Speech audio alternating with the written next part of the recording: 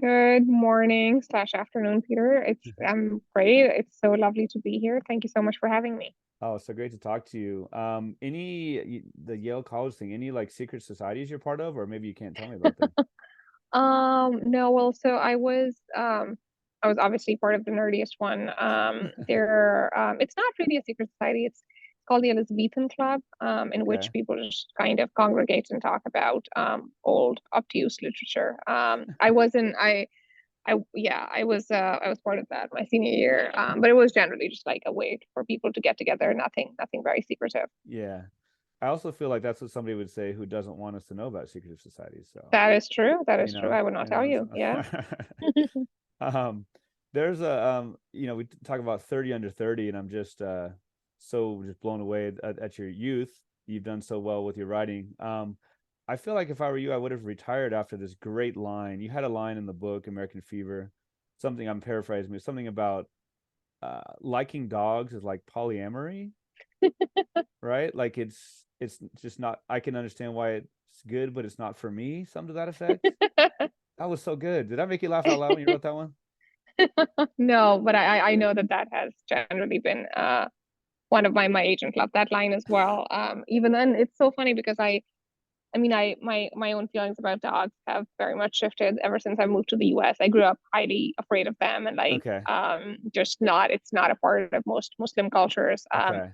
And I like really like them. I don't know if I'd ever have one. Okay. But it's funny because when I was writing that, I was like, are people going to be offended by that?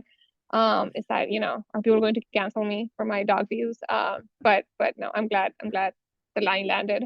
Oh, it's hilarious. I agree. Just not a hater, but just not a fan. Not I don't know what to do around them. I'm awkward, what do you say to them? Do they even understand what you're saying? Yeah. Yeah. I I I I love to start talking about, what you were reading, what you were into as a kid. I would assume, I mean, did you grow up speaking Urdu and English like in tandem? Was it Urdu at home and Urdu at home and English at school? How did that work with Yeah. language and just with your early reading too? Yeah. So I think our my it was very partitioned. So it's funny because I think there's like so for instance now I'm raising my children to be simultaneously bilingual, which means like obviously at home they get both Mm, languages just by virtue of the fact that even though I speak to them only in Urdu, they like get TV in English. They mm, there are a lot of the books that they get from the libraries are in English and whatnot. right. But with me, it was very much segmented. So Mm, like life outside of school was exclusively in Urdu and also in Punjabi because that's what my parents spoke to each other, yeah. and what my family spoke. But one that we were like, for a lot of reasons, very actively told not to speak in because it was considered like and there's a lot of politics around it, but Mm, it's considered like a less sophisticated language and like okay. the accent of it is like that's how you distinguish between like village people and city people, and so Mm, there's all this fun stuff. But yeah. so most of the times I only spoke in Urdu, and then but because it's Pakistan, a lot of the education, especially in like the better schools, is Mm, done in English. So all the mm, books, all the textbooks, all the a lot of the teaching was in English. yeah. So, I mean, what were you reading, whether it was in school? I mean, were you reading a lot of the like quote unquote classics, like more British, kind of like the character Yeah, Hira in the book? I mean, were you reading, Jane Austen, that type of thing? Or I'm sorry, but also like what were you into when you wanted to read on your own, maybe outside of school, not just what you were assigned? yeah. No. So I think actually it's I mean one of the sadder things I think was like we read very little for school itself. It Mm, was um I don't know. I mean, I think you'd have to get like an education specialist on here to like really know exactly why that was, but there wasn't a huge emphasis on literature and reading, mm, like literature specifically. Obviously, yeah. you were meant to like read a lot for class and Mm, study a lot, but not ever really a lot of literature. So what I read in my spare time was a lot of the British stuff. Although what is also funny is I grew up on like a massive diet of Archie comics, which I think which I think is like a little dated because when I came here, Mm. and I asked like people who grew up at the same age as me in the Mm-hmm. US, and I Mm. was like, oh my God, this is something we can totally bond over. And no, it was their parents that I could bond Uh-huh. with them Okay, over right, about that. right, right. But somehow I think there was like some time delay in when they got to Pakistan, and there was this huge thing, like Huh. everyone had them, and you could get them at like old bookstores, and Okay. so I inhaled a lot of those, obviously. But and then like Sweet Valley, I don't know, we got a lot of like weird stuff from the US. I can't really tell what the logic was. Like Sure. we got Sweet Valley, we got Nancy Drew. Uh-huh. So those were, yeah, but in terms of like more serious fiction, if you want to call it, it was a lot of like the British, Mhm. yeah, writers. Mm. Isn't there an Archie like Netflix series or something? Oh yeah, yeah, yeah. It's called, Is it any is it good? called Riverdale? Riverdale sounds right. Yeah, yeah, right. Have you had a chance to watch it? No, I have not. I Bring have back those not. memories. Okay. I don't want to destroy. I don't want to Yeah. destroy Archie in my mind. Yeah. I wonder about Urdu as a language and maybe how it informs you writing in English. Like, are there connections? Are they totally opposite? Is there something Urdu being, more poetic or more practical that maybe informs your writing? Yeah. That's a great question. And I think I don't think if I don't know if I fully answered it for myself, because my views on language keep shifting. So obviously it is there's a very specific dilemma of anyone who grew up in another language and now writes primarily in the other.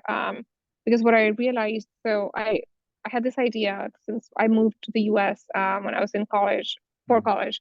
So I had this sense that like, oh, moving here made me lose a lot of the language, right? Or like now I had that connection in my head.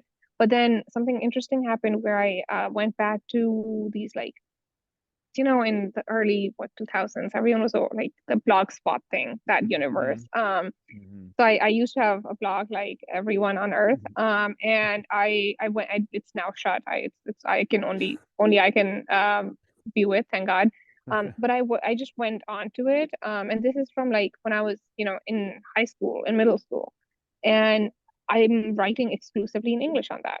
Mm-hmm. And part of that obviously is because like the way the internet happened was obviously very destructive, I think, for languages that were not English, or at least that Mm-hmm. didn't have the English script. Mm-hmm. Um, but so I was like, no, but that's I've in some ways like English has always been the language that I've written in. Mm-hmm. Um, and I've never really written in Urdu. So in some ways, like I actually am just the way like, someone living in the US who like starts writing would Mm-hmm. be. Um, but of course, it's not as simple as that because the language that I was speaking in, the language that my characters speak in, is Mm-hmm. a different one from the language in which the Sure. book is.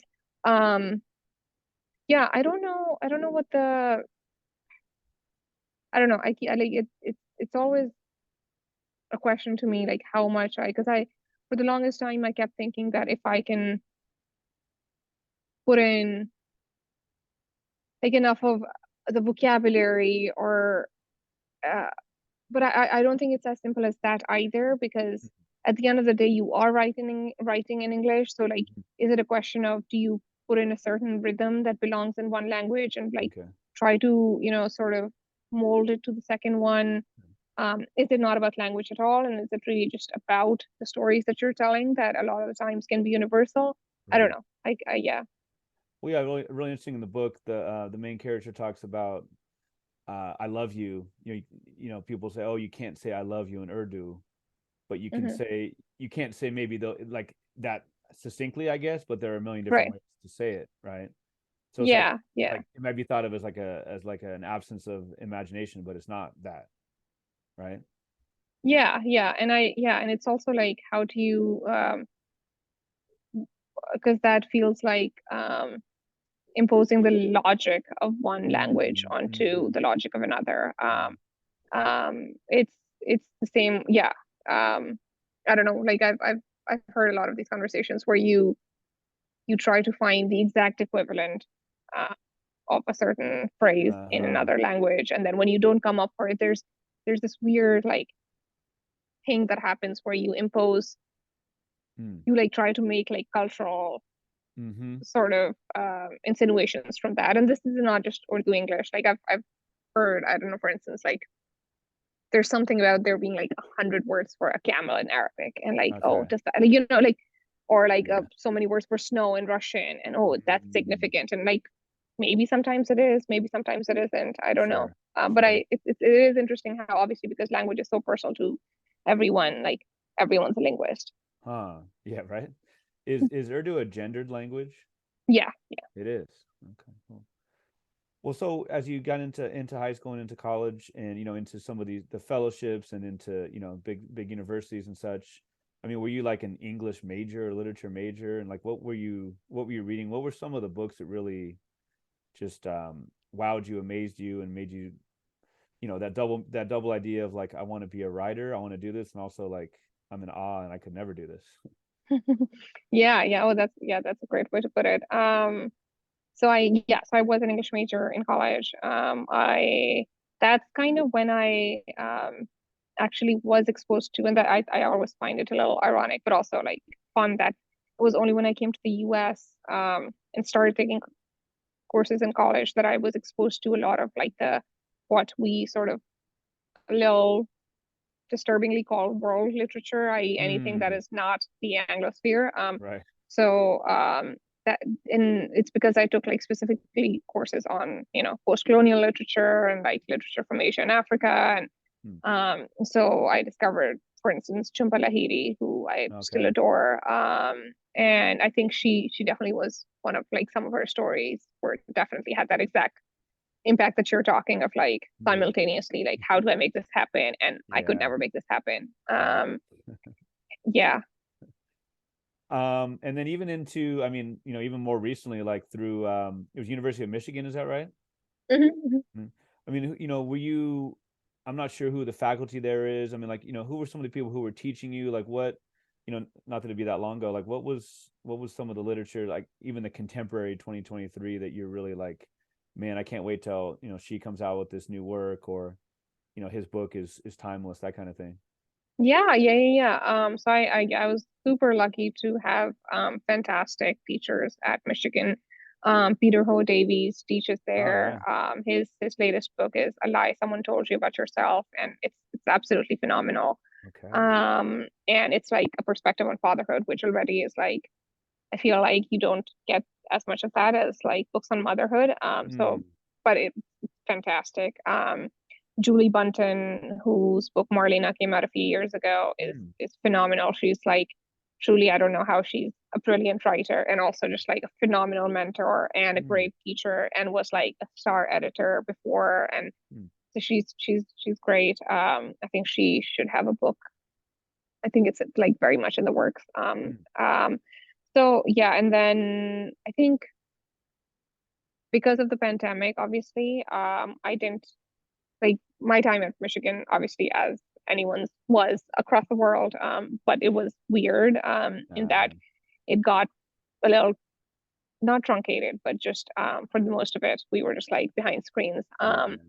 But yeah, and there's so many like people in my cohort and people who Mm. even not just obviously the professors but students.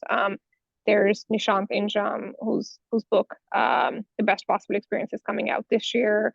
um it's a collection of stories, and I'm so thrilled about that. Nice. Yeah. Excellent. Excellent. Well, you are also with them as a published writer with this with American Fever, which is your debut novel. And what a read. I think I didn't read that much about it ahead of time. I wanted to, be just take it all in. I mean, I've read a Mhm. bit, of course, but I'm just wondering about like the seeds for the book. When I see the cover, when I see the title, and just kind of maybe some of the first parts of the book, I guess more so the title, I was thinking, okay, this is going to be maybe like a heavily satirical novel. It's going to be like, very hyperbolic, to like show, I don't know, differences, or to show, qualities of Americans or Pakistanis, or whomever. But it wasn't, and that's a high compliment, just the way that you're so subtly done and so much nuance. But yeah, I mean, I believe, read that you had a similar experience. to the main Hmm. character and doing Hmm. like some sort of exchange program. I don't know how you said it. So what Hmm. were some of the seeds for the book? Yeah. So I think that that was definitely one of the biggest ones. So I started writing this novel in 2018, and that was when I knew that I wanted to, like, I was still working a day job. I was trying to write on the side, but around then is when I was like, okay, if I'm going to do this, I have to just fully commit to a book. And The exchange program that I did was in 2008.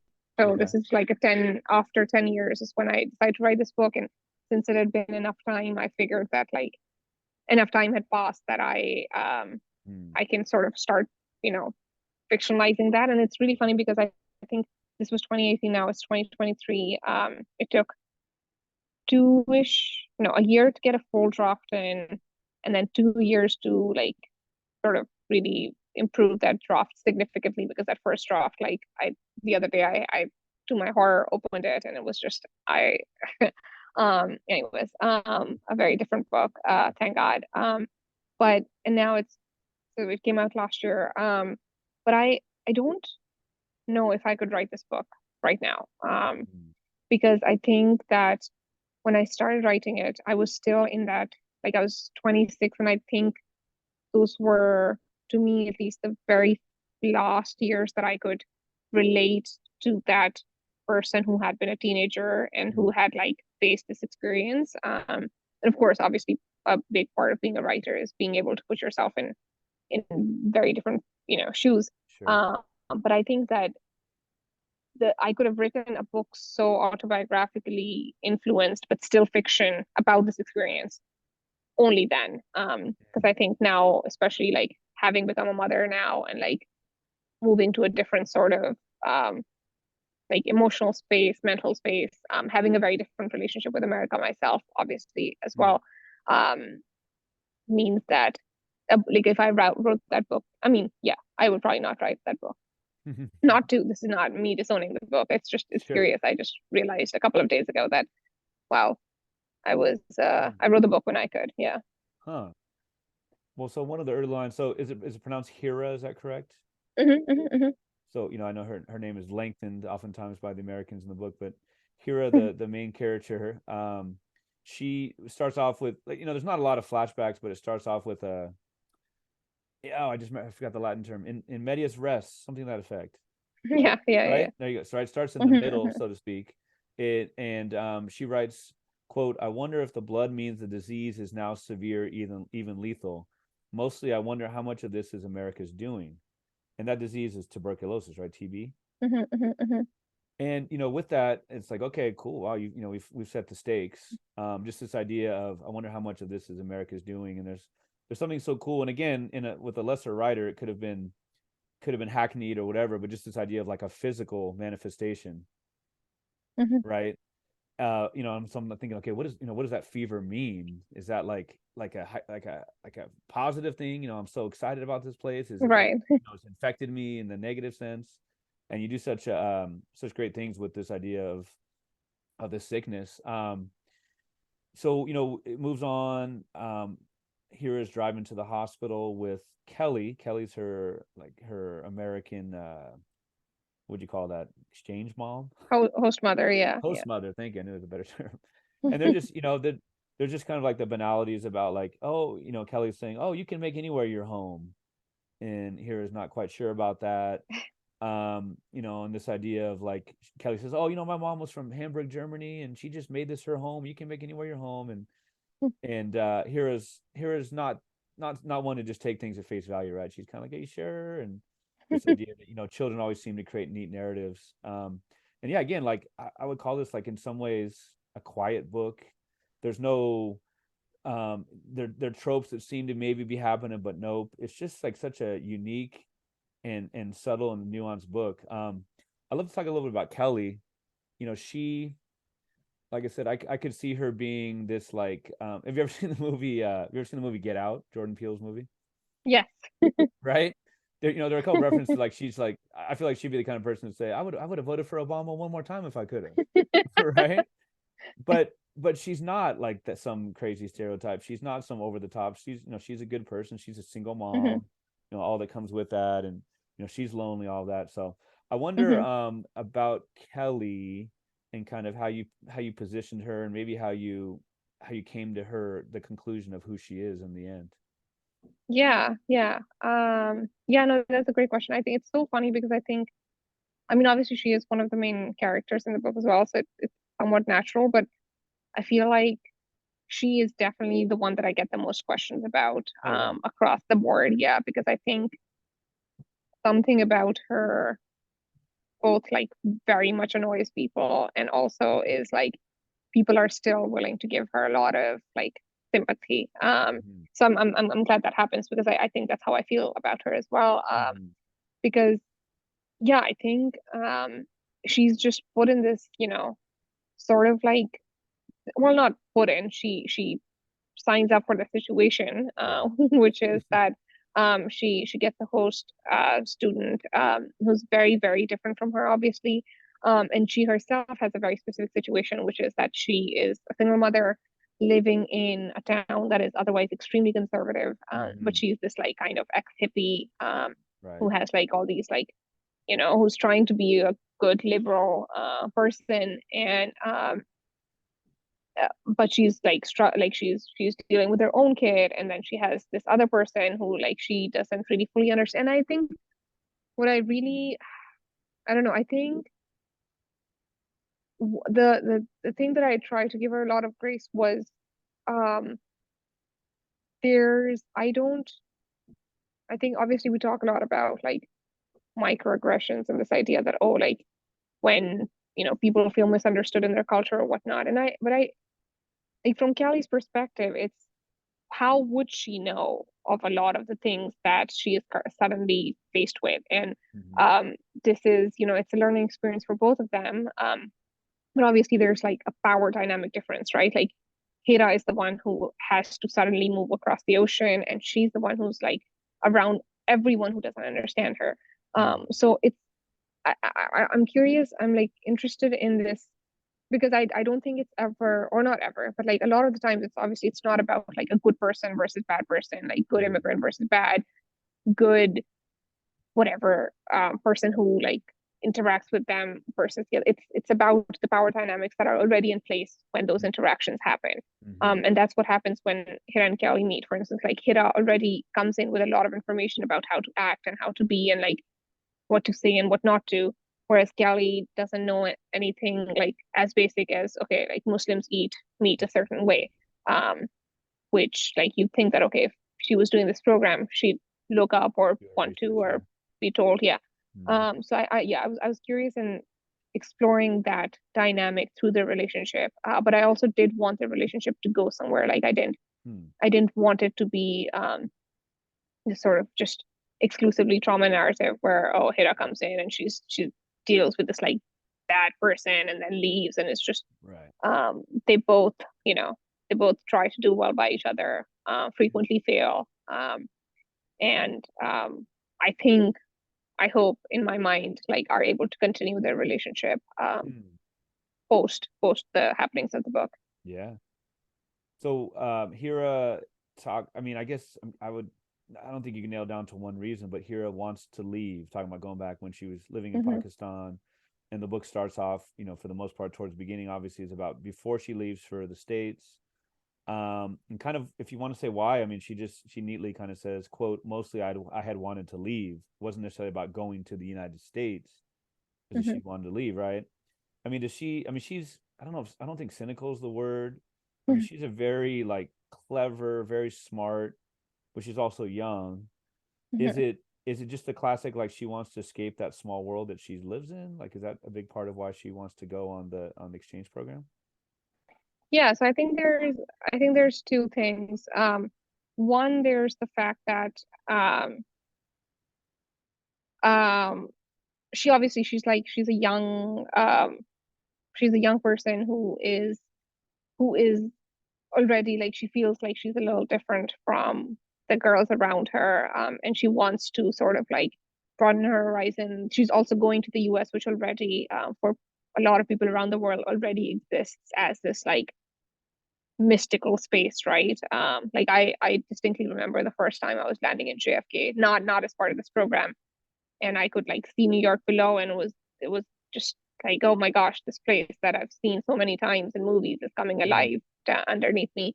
So there's some of that as well. But I think another thing that is the case is that there's various kinds of migrations, obviously, and some people move because they're like, obviously they're fleeing persecution, or they're Mm. fleeing something very life threatening, or um, but that's obviously not the case with Hira. She clearly comes from like a relatively well-to-do family in Pakistan. She's comfortable. She's not.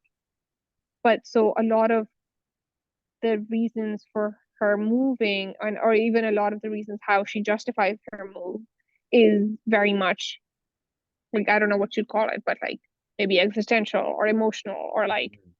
almost intellectual. Mm. Like, oh, I want a space that's, I want to broaden more horizons, or I want to move to a place that like where I can whatever discover myself, or find new things, or a lot. Yeah. So I was, and then the third thing that I was gonna say is like I wanted to also just include this because a lot of people related to this, because I think that a lot of the times we're told to think of migration as like the pull factors, right? But there also are push factors for a lot of Mm. people. Like there are reasons why people leave, and those reasons frequently don't have to do with the place that they're going to, but also Sure. like the place that's being left. Yeah. That makes sense. So like in her last days at school, and she's a couple of her friends are going, they're all going to be in different places in the States, but they're all, they're united by that. And we get a lot, we get to know a lot about Hira. I mean, she does not put up with what's the expression? She does not suffer fools, right? Um, there's I think one of the teachers says something to the effect of like, arrogance is not a good look. And it's especially not forgiven by young ladies, you know, um, to use like slang of today, right? I mean, Hira's not here for it, right?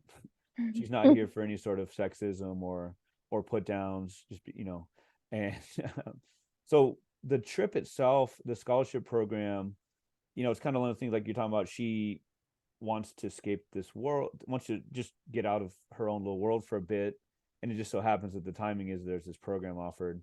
What's kind of like, I don't know, maybe the real life connection to this sort of program, or how did you picture it when you're writing this book? Like, I guess explain the background of the program, of the exchange program. Yeah. So I did a similar exchange program in 2008, 2009, as I said, and that was so it was basically, it's a program that was set up in the immediate aftermath of 9/11, to, I mean, the official sort of terminology was like to foster understanding between the US and majority Muslim countries. So the program only exists in like um, countries in the Middle East, Mm. and I guess South Asia. Obviously Pakistan, but I'm wondering if, I think Pakistan's the only one in South Asia. But countries that have like a Muslim majority. And it's a little obviously one-sided because there's no American students coming over Mm. to these countries to learn about their cultures. So obviously it's a little, I don't know. I mean, I Yeah. don't know if shady is the word, I mean, and what it does basically is it gives students, because there's obviously a lot of students who come to the US for college, but those are almost exclusively, at least in Pakistan, students who are upper middle class, if not the elite, Mm. because applying for colleges, having sort of like the awareness of applying for American colleges, and like being Sure. able to fund yourself while coming here is is very different. But what this program does is that it exclusively targets students in like government schools, or Mm. students that are like more middle class. Um, and it gives them the opportunity to come to the US for a year. It's fully paid for. And so it's obviously like, because of all of that, it's like highly sought. There's a whole like application process, which is very long and extensive. Mm. And then you spend a year in the US with an exchange family. And I think it's an interesting program, because if things go well, they can go really, really well. It's like the opportunity of a lifetime. It can really sort of like expose young students so much. But as you can imagine, things can go very, very bad as well, because these host families, they're frequently, I mean, I'm hoping that there is a good process in place for screening and whatnot. Um, but you can imagine that if a student, and that was not at all the case with me. I love my host parents. I'm still in touch with them, but I knew of cases where students ended up with like horrible, borderline abusive parents. And it's, what do you do? You don't have Right. any status in the US. You Yeah. like you don't know who to call. Like, I mean, you have host parents, but you don't have any legal recourse. So it's a very strange and vulnerable Mm. position that the student can be in. Yeah. Did you get sick at all? Like seriously sick, or that didn't Yeah, affect you? I did actually, and that's another. There's a few things. I mean, it's funny because I could like, I don't know if I ever did this during the writing of the book. Like I can make a sort of 2 column chart of like what all was fiction and what wasn't, and Mm. I guess 3 column and what was like a bit of both.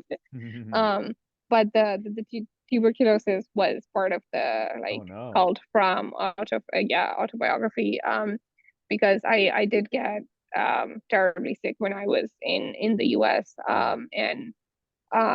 And actually that was one of the funnest, which is a little weird because it's a very sort of like dark disease, but that was a very fun part of the book to write because it let me do a lot of research, and I discovered even, and it's funny because when I had it I had no idea, but it, there obviously is a huge history to the disease. It's very Hmm. ancient. At some point it was like killing so many. There's still a stat of how it's killed basically 1 of 8 humans or 1 of 10 humans that's ever existed, which is just bonkers. I read that about 3 or 4 times in the Yeah. book. Yeah. I was I mean, unbelievable doesn't even begin to describe that. Like, Yeah, no, and it's, I mean, it's incredible. amazing obviously that we have moved to a place where that that fact is unknown, right? Like where a Hmm. lot of the world does not have to deal with this disease Sure. anymore. It still is unfortunately something that is prevalent in South Asia among other places, but it's still not to the, like, growing up, I didn't know, I think I knew of maybe 2 or 3 people with the disease. Hmm. So it's not as if it's Right. rampant there either. So it's great that we moved to this place, but it's still historically it has been a very, very important disease in that it has shaped it's shaped Europe in a lot of ways. Yeah. It's shaped how we like our city living. It's shaped how like it's shaped urban design. Right. Because it is a disease that's highly contagious, and so it's usually been a disease of like congestion and urban spaces. Yeah.